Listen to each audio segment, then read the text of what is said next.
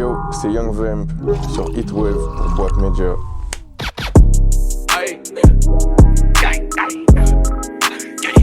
Je me présente Vamp, de base DJ, qui a fait ça pendant plus ou moins 5-6 ans. Puis je me suis cassé ma putain de jambe droite. Du coup, ça a switché vers les prods. Je suis vachement rentré dedans. C'est un truc qui m'a parlé vu que j'étais grave attiré par le son. Donc forcément, ça a développé d'autres sens et d'autres signes chez moi qui m'ont attiré dans la musique.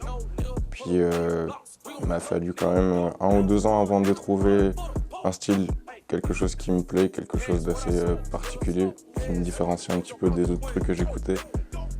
Et on va dire que mes plus grosses influences qui m'ont mené là où je suis au jour d'aujourd'hui, c'est 3 Mafia en grosse partie. Genre vraiment les pionniers de la funk et de tout ce qui est trap au jour d'aujourd'hui. Ensuite d'office toute la période de crunk, ça m'a grave parlé. Le crump aussi, tous les films à l'ancienne. Puis ouais, j'ai grave kiffé aussi cette période assez rock, assez punk. Du coup, je trouvais que c'était un mélange des deux. C'est grave 2 styles différents mais qui parlent de révolte et du coup je trouvais que ça s'associait bien ensemble les deux et qu'il y avait moyen de créer quelque chose d'assez unique avec une révolte et un côté assez punk mais en même temps assez chill, un truc qu'on peut écouter genre à n'importe quel moment de la journée, que ce soit le matin au bédo du matin, que ce soit le soir, que ce soit avec des parents, genre c'est un truc qui peut s'écouter, je pense qu'il peut être accepté par différents types de personnes et genre c'est ça on va dire qu'il m'a pris le plus de temps de trouver un style qui soit acceptable pour tout le monde sans faire du commercial ou de la pop music parce que ça me parle pas trop du tout.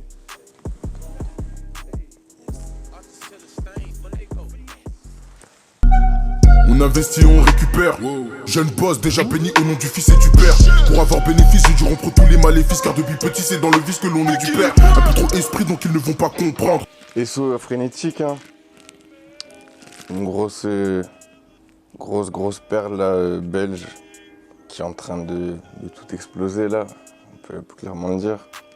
Et du coup ce son il est assez nostalgique quelque part parce que c'est un des premiers sons qu'on a drop avant qu'il drop Trop Noir et puis que ça parte sur Paname etc. et que ça fasse toutes les connexions. Et du coup j'ai toujours ce sentiment de me dire ah ouais c'est un des premiers sons qu'on a fait. Je me rappelle d'avoir vu FNK, des concerts, ses premiers lives. Du coup il mettait encore ce son etc. Et c'est marrant d'avoir été là dès le début et d'avoir pu le voir genre grave évoluer. Du coup SO frénétique, hein, ça fait grave plaisir pour lui de voir qu'il est passé là. Ça fait grave plaisir.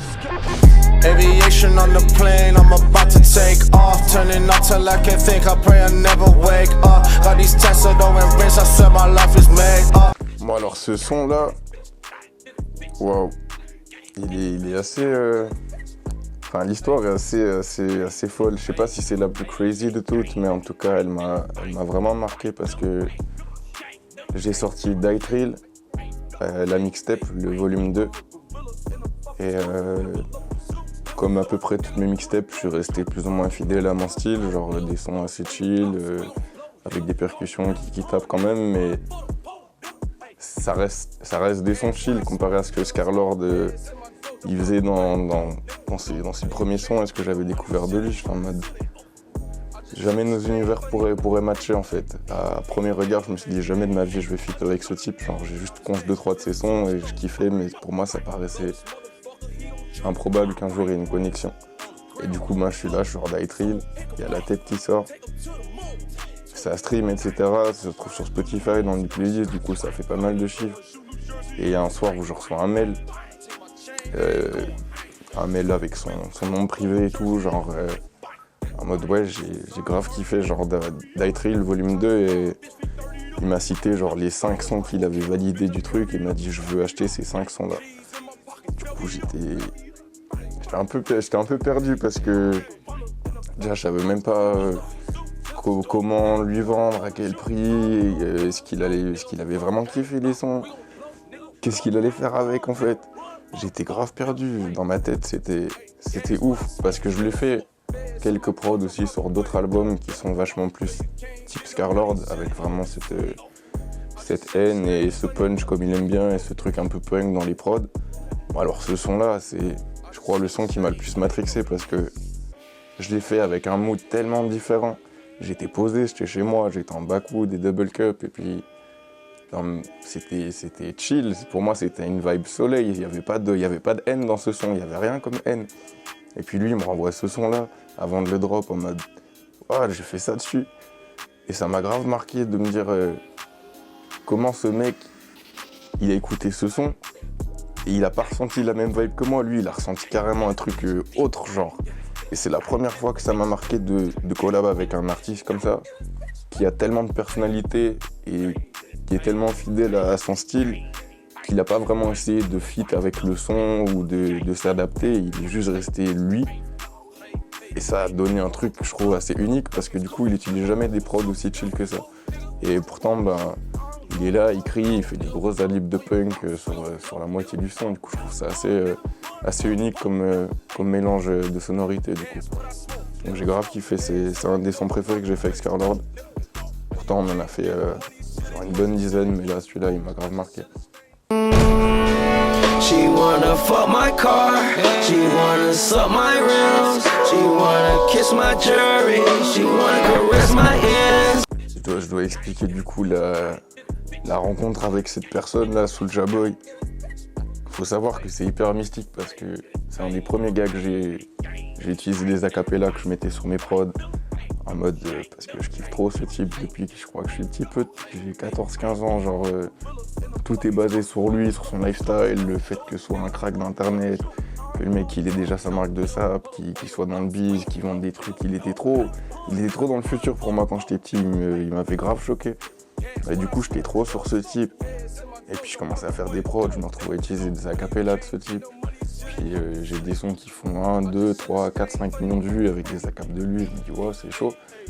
Et puis je me retrouve en tournée pendant 4 mois aux États-Unis. Le pied-à-terre où j'avais c'était Los Angeles, donc c'était la partie où je revenais à chaque fois quand je repartais d'un état à l'autre, j'allais tout le temps là-bas. J'avais ma coloc chez les types, c'était grave chill. Et puis un jour, il y a Julius, le gars chez qui j'habitais en fait, qui m'annonce une session studio avec Soulja Boy. Et moi j'étais là en mode en vrai, cap, pas possible. Pour moi ça me paraissait improbable. Parce qu'il avait ramené des artistes dans son studio qui pour moi étaient déjà assez high level. Mais Soulja Boy pour moi c'est une légende, c'est un gars, je me crois qu'il fallait le payer 20K pour qu'il bouge de chez lui. Je me suis dit c'est improbable que ce type il vienne. Puis il est 9 PM, et je suis en mode, je vois genre 3 big escalades qui arrivent, et je suis en mode wow, ok ça c'est pas les gars d'habitude, c'est pas tout ça, c'est pas you know. Et là c'est une vingtaine de types qui pull up, qui arrivent dans l'allée, puis du coup moi je suis là par la fenêtre dans le salon, je vois Soulja, je vois tous ses potes, je suis en mode wow, chill de ouf. Genre j'y croyais grave pas en fait, j'arrivais pas à réaliser. Et du coup, il y avait session avec Dilip qui était organisée. C'est un autre producteur qui était aussi là dans la coloc. Et du coup, ils ont fait leur bail pendant 2-3 heures en chill. Et à un moment, je suis là avec mon PC comme un gosse en mode vas-y, il faut que je pull up dans le studio, il faut que j'intervienne, je dois faire un truc, je peux pas laisser ce truc passer. Et je suis là, j'appelle Julius, je lui fais gros, il faut que tu me fasses rentrer dans ce studio, il faut que tu me présentes comme le petit gars qui vient de Belgique là, que j'ai des sons et faut que ça le fasse, faut d'office que ça le fasse. Et du coup, il me dit, vas-y, je vais voir ce que je peux faire pour toi. Moi, je suis là en stress pendant 1 heure dans le salon, mais comment ça va se passer et tout. Et puis, il me dit, prends ton PC, ramène-toi. Du coup, je suis là avec mon PC. Et genre, pour rentrer dans le studio, il y avait genre une porte, un petit sas et une deuxième porte. Et puis, tu rentres direct dans le studio. Ce qui fait que je suis là, j'ouvre la première porte. Je suis dans le sas comme ça pendant au moins 5 minutes avant d'ouvrir l'autre porte en mode, j'osais pas ouvrir cette putain de porte. Je savais qu'il était derrière et qu'il y avait trop de gens et que j'allais être en stress, dire bonjour à tout le monde, j'étais trop pas bien. Puis là, j'ouvre la porte et genre, la première personne sur qui je suis tombé, parce que les Américains ont tous des fontaines à eau avec des gros bidons comme ça qui sont toujours près des entrées. La première personne sur qui je tombe, c'est Soulja qui est là en train de se faire son petit verre d'eau. Et j'ai bégayé de ouf. J'ai parlé chinois, ouais. J'étais là, j'ai été trop perdu. Je l'ai regardé, je lui ai serré la main, je lui ai dit que c'était un de mes artistes préférés, que je l'écoutais depuis que j'étais gamin, et genre j'ai perdu tous mes moyens, ouais, je savais plus quoi dire. Et puis genre il m'a regardé en mode waouh, ok tu vois, genre il s'attendait pas à ce que je lui parle en mode real comme ça, genre que je me lâche. Puis du coup il m'a dit vas-y, show me what you got, like. Puis j'ai pris mon PC, je me suis avancé, je me suis mis près du studio. Méga coup de pression parce que il y a 15 OG qui sont derrière là, c'est ailé, les ports d'armes ils sont autorisés, donc t'es là, t'as 15 guns sur la table avec les chargeurs retirés, ils sont tous en train de fumer des backwoods, il y a la moitié qui est déjà endormie avec le double cup, tu sais même pas s'ils peuvent se réveiller, péter un plomb, et t'es là genre, c'est l'ambiance normale, c'est comme ça tous les jours là-bas, donc tu t'y fais un peu, mais ça met quand même un coup de pression quand on te dit vas-y mets un beat, tu vois, et tu sais que le type s'il aime pas, tu te dis bon, je sais pas, soit je me tape la honte, soit je bouge du studio, mais s'il aime pas le son, je suis baisé. Du coup, grosse pression, je suis là, je suis en train de me dire mais quel est le premier beat que je vais mettre. Et du coup, ça s'est retrouvé sur ce son-là. Genre, c'était assez fou. Je me retrouve à mettre ce son en mode, c'est pas sûr qu'il aime, c'est pas sûr qu'il va kiffer, mais c'est un mood.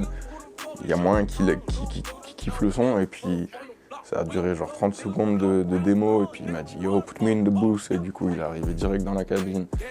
Et puis la Soulja, il a mis je crois 25 minutes pour faire le son. Il a rien écrit, il est arrivé avec sa cup, son backwood, il a mis peut-être 5 minutes à trouver sa première phrase, et puis il était parti sur cette line, il a fait ses trucs, et puis il est sorti, on écoutait le son. On y est. Millions de personnes qui pensent me connaître. Vu que millions de puces me font de commerce.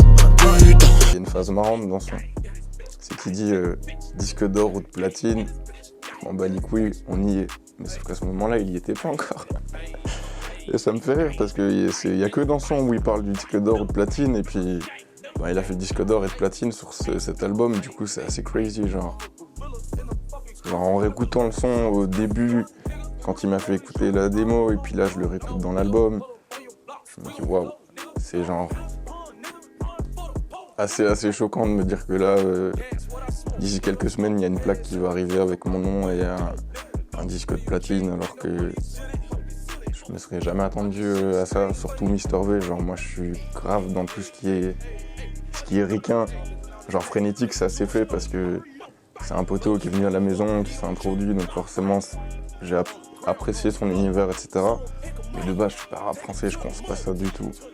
Et là, Mr V, pour moi, c'est genre, on m'aurait dit ça il y a 5 ou 6 ans, tu vas fitter avec Mr V, je me serais dit jamais, les gars. Parce que je pensais trop, enfin, il était encore comédien de ouf, et je pensais pas qu'il allait arriver avec un délire comme ça. Et honnêtement, j'ai grave validé.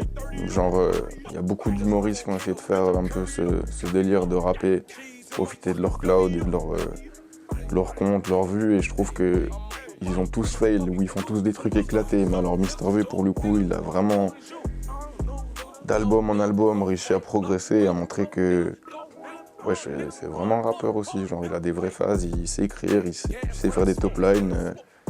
Du coup, respect à lui. Et ça s'est fait tout par hasard. Genre, Esso, Banks Beat, Monjit Panam, parce que c'est lui qui a fait ce placement. Genre, je me suis réveillé un jour en mode Banks Beat, il m'a fait wesh, tu peux m'envoyer tes infos, etc. Faut qu'on envoie ça pour le label. Puis j'étais en mode wesh, pourquoi? Puis il me dit ouais, il y a un placement là, le son te rappelle qu'on avait fait quand j'étais venu en séminaire à BX à l'AD et tout. Genre, ce son là, il faut qu'on le drop, il le veut pour son album. Puis j'étais en mode wesh, c'est comment? Du coup, ça m'a grave fait tilter. J'étais pas prêt pour ce feat et je pense que ça se serait peut-être pas passé si ça s'était pas fait comme ça. Parce que de moi-même, j'aurais pas contacté Mr V, je pense, vu que je suis pas spécialement rap français.